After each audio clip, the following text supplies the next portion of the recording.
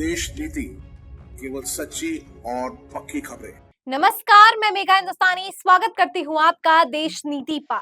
आम आदमी पार्टी के लिए भारतीय जनता पार्टी मुसीबत बनकर खड़ा हो गई है, लेकिन ये मुसीबत क्या बीजेपी पर होगी या आम आदमी पार्टी में सचमुच पर मुसीबत है, और क्या है इसके पीछे की पूरी साजिश, आज इस पर बात करेंगे।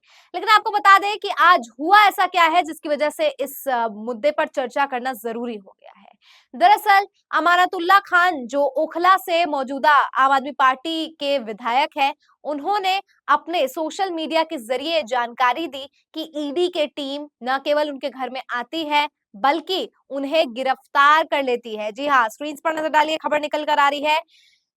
एनडीटीवी लिखता है, मुझे गिरफ्तार करने पहुंची ईडी की टीम।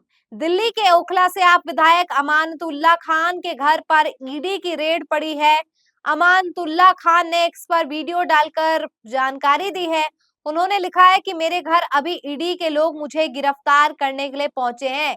इसी के साथ अलग अलग social media platforms, news channels पर भी इस बात को जो है चलाया गया, जिसमें आप देख सकते हैं दैनिक भास्कर की खबर है, आप विधायक अमानतुल्लाह को ईडी ने गिरफ्तार किया है। Delhi Waqf board money laundering case में घर पर 4 घंटे की पूछताछ हुई है। अब आपको बता दें कि आज सुबह 8:15 पर ईडी की टीम पहुंचती है अमानतुल्लाह खान को गिरफ्तार करने के लिए, और बहुत ही नाटकीय तरीके से ईडी और यहाँ पर अमानतुल्लाह खान के बीच में तीखी नोकझोंक होती है।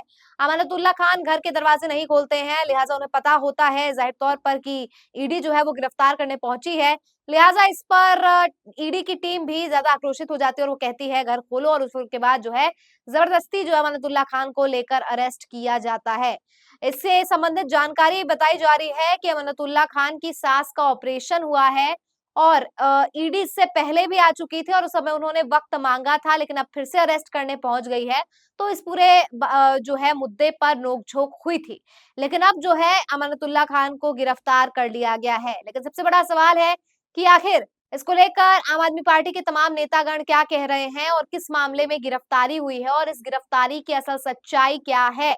स्क्रीन पर नजर डालिए जानने के लिए किसने क्या कहा है। सबसे पहले तो अमानतुल्लाह खान ने इस पर खुद क्या कहा है वो आपको बताते हैं। देखिए, लिखा है, 2016 से चल रहा था मुकदमा पूरी तरह से फर्जी है। सीबीआई ने खुद कहा है कि किसी भी तरह का भ्रष्टाचार या लेन देन नहीं हुआ है। इनका मकसद हमें और हमारी पार्टी को तोड़ना है। जेल भेजेंगे तो हम तैयार हैं, मुझे कोर्ट पर भरोसा है।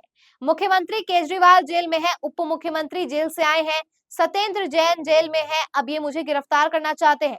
ओखला की जनता से ये कहना चाहता हूं कि दुआ करे, जो भी काम है हम सब पूरा करेंगे। घबराने की जरूरत नहीं है, हम लोग इनसे टूटने वाले नहीं हैं। जेल भेजेंगे तो हम तैयार हैं, मुझे कोर्ट पर भरोसा है, हमें इंसाफ मिलेगा। मुकदमा फर्जी है, ये लोग सीबीआई एसीबी के बाद अब ईडी लेकर आए हैं। सीबीआई ने कहा है कि किसी भी तरह का भ्रष्टाचार या लेन देन नहीं हुआ है, उसके बाद भी इन्होंने फर्जी मुकदमा चलाया है। तो ये पूरी की पूरी बात जो अमानतुल्लाह खान खुद कह रहे हैं। इसको लेकर संजय सिंह ने क्या कहा है वो दिखाते हैं आपको। संजय सिंह ने कहा है कि ईडी की निर्दयता देखिए, अमानतुल्लाह खान पहले ईडी की जांच में शामिल हुए, उनसे आगे के लिए समय मांगा। उनकी सासू माँ को कैंसर है, उनका ऑपरेशन हुआ है, घर में सुबह सुबह धावा बोलने पहुंच गए। अमानतुल्लाह खान के खिलाफ कोई सबूत नहीं है, लेकिन मोदी की तानाशाही और ईडी की गुंडागर्दी दोनों जारी है। इसको लेकर पूर्व डिप्टी सीएम मनीष सिसोदिया कहते हैं कि ईडी का बस यही काम रह गया है, बीजेपी के खिलाफ उठने वाली हर आवाज को दबाना और तोड़ दो, जो टूटे नहीं दबे नहीं उसे गिरफ्तार करके जेल में डाल दो। तो ये पूरी की पूरी प्रतिक्रिया आम आदमी पार्टी के अलग अलग नेताओं की तरफ से आई। अब आपको बताते हैं जो केस जिसकी वजह से गिरफ्तारी हुई है और इस केस की असल सच्चाई क्या है। मनी लॉन्ड्रिंग का केस है, जिसमें 23 नवंबर 2016 को सीबीआई ने वक्फ बोर्ड के सामने अमानतुल्लाह समेत 11 लोगों के खिलाफ एफआईआर दर्ज की थी। 21 अगस्त 2022 को सीबीआई ने चार्जशीट दाखिल करके कहा कि अमानतुल्लाह ने अध्यक्ष रहते हुए अवैध भर्तियां कराई। 16 सितंबर 2022 को एसीबी ने सबूतों और आपत्तिजनक सामग्री के आधार पर अमानतुल्लाह को गिरफ्तार किया। 28 दिसंबर 2022 अमानतुल्लाह को जमानत पर रिहा कर दिया गया। हर और अन्य 5 ठिकानों पर छापेमारी की।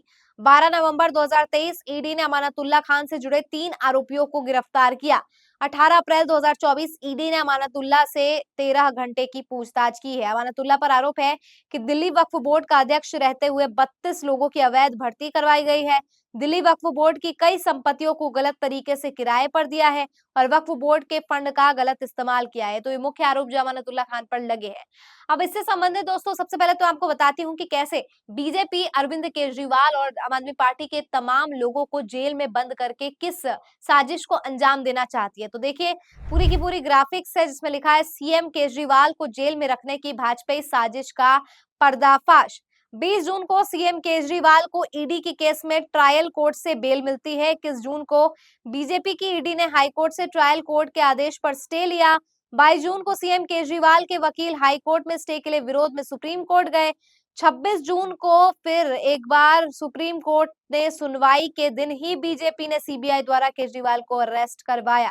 11 जुलाई सुप्रीम कोर्ट केजरीवाल को ईडी के केस में बेल दे देता है। 23 अगस्त अब सीबीआई ने सुप्रीम कोर्ट में झूठ कहा कि एफिडेविट तैयार नहीं है, 2 हफ्ते का समय मांगा। फिर 24 अगस्त को अगले ही दिन सीबीआई वो एफिडेविट देश के बड़े-बड़े अखबारों में छप जाता है। तो पूरे की पूरी भाजपा और उसकी सीबीआई का मकसद है कि सिर्फ केजरीवाल को जेल में रखना है, विपक्ष के नेताओं को जेल में ठूसना है, क्योंकि जो लोग भाजपा का प्रलोभन भाजपा के लालच में उनकी पार्टी में नहीं आ जाते हैं, उनका मुंह दबाने के लिए इस तरीके की कार्रवाई की जाती है। ये बिल्कुल सच है दोस्तों कि कैसे सत्ताधारी भारतीय जनता पार्टी पहले तो बहलाने फुसलाने का काम करती है और अगर बहलाने और फुसलाने वाले तरीके से नहीं आपके अंडर आया जाता है तो फिर जो है यहाँ पर जबरन मुंह बंद करवाने के लिए और उनकी आवाज को दमन करने के लिए यहाँ पर भारतीय जनता पार्टी विपक्ष की आवाज को दबाने के लिए इस प्रकार के मेजर्स, इस प्रकार के हथियार उठाती है। यानी अगर भारतीय जनता पार्टी के सामने आप सरेंडर कर दो, उनके अनुसार चलो तो बहुत अच्छा,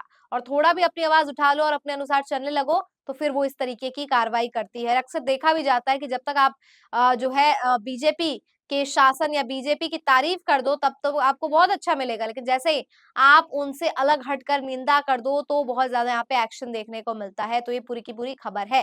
लेकिन दोस्तों इसमें सबसे बड़ा सवाल है कि अभी कुछ दिन पहले ही सुप्रीम कोर्ट ने फटकार लगाने का काम किया। सुप्रीम कोर्ट ने फटकार लगाई और बकायदा कहा कि किस तरीके से जो है जो भी कन्विक्शंस हो रहे हैं, जो भी केसेस चल रहे हैं, वो सही तरीके से नहीं चल रहे हैं। मतलब जिन लोगों पे आरोप लग रहे हैं, उनके आरोप सिद्ध नहीं होते हैं। एक बकायदा एक बात भी कही थी, मैंने इस पर वीडियो भी बनाया था कि कैसे सीबीआई जो तोता होता है सरकार का, उससे अब वो पिक एंड चूज़ तक आ गया है। मतलब खुद चुनता है और खुद उस अनुसार जो है किसी को विक्टिम बना देता है, किसी को प्रूफ बना देता है।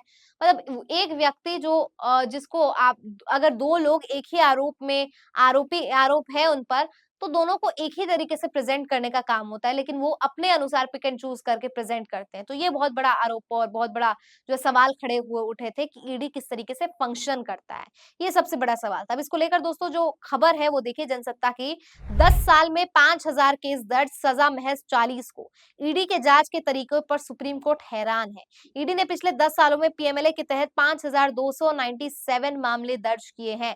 तो आप समझ सकते हैं कि इतने मामलों में 5000 केस दर्ज होने के बावजूद केवल सजा 40 को। तो आप समझ सकते हैं कि इनमें से जो बाकी लोग हैं वो निर्दोष है, मतलब कि या तो निर्दोष है या तो ईडी से बहुत बड़ी चूक हुई है। इसको लेकर खबर पढ़िए जनसत्ता की। सुप्रीम कोर्ट ने बुधवार को मनी लॉन्ड्रिंग मामलों में जांच एजेंसी की कम सजा दर की ओर इशारा करते हुए प्रवर्तन निदेशालय को अपने अभियोजन और सबूतों की गुणवत्ता पर ध्यान देने को कहा है। सर्वोच्च अदालत ने टिप्पणी गृह मंत्रालय द्वारा संसद में प्रस्तुत किए आंकड़ों के आधार पर की है। जस्टिस सूर्यकांत, दीपाकर दत्ता और उज्जवल भुइयां की पीठ ने ईडी मामलों के आंकड़ों पर केंद्रीय गृह मंत्रालय द्वारा संसद में दिए गए एक बयान का जिक्र करते हुए कहा है कि आपको अभियोजन और सबूतों की गुणवत्ता पर ध्यान देने की जरूरत है।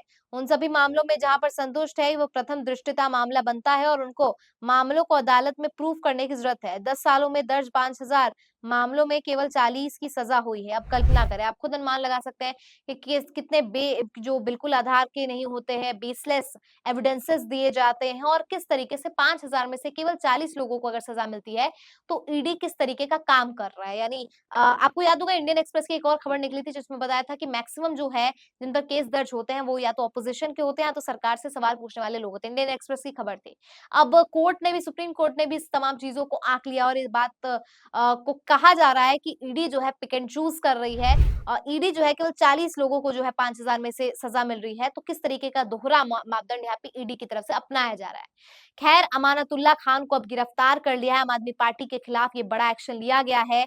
आपको पता है कि लोकसभा चुनाव से पहले भी अरविंद केजरीवाल की गिरफ्तारी की गई ताकि विपक्ष को बंद कर सके, उनकी आवाज को, और विपक्ष की एग्जिस्टेंस को जो है खत्म करने का प्रयास किया गया। लेकिन एक बार फिर से, क्योंकि एक के बाद एक जिनकी गिरफ्तारी हुई थी, चाहे वो केजरीवाल हो, मनीष सिसोदिया हो, संजय सिंह हो, जेल से बाहर आ गए हैं, तो ये इस बात को प्रमाणित करता है कि ईडी जो है वो सरकार के इशारों पर चलता है। सरकारी एजेंसियां जो है वो सरकार का गुलाम बन गया है, सरकार का पिट्ठू बन गया है, जिसकी वजह से अमानतुल्लाह खान की गिरफ्तारी हुई है।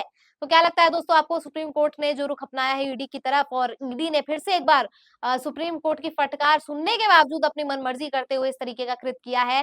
इस पर आपकी क्या राय है? कमेंट सेक्शन के जरिए मुझ तक पहुंचाइए। फिलहाल मुझे दीजिए इजाजत और देखते रहिए देश नीति। धन्यवाद।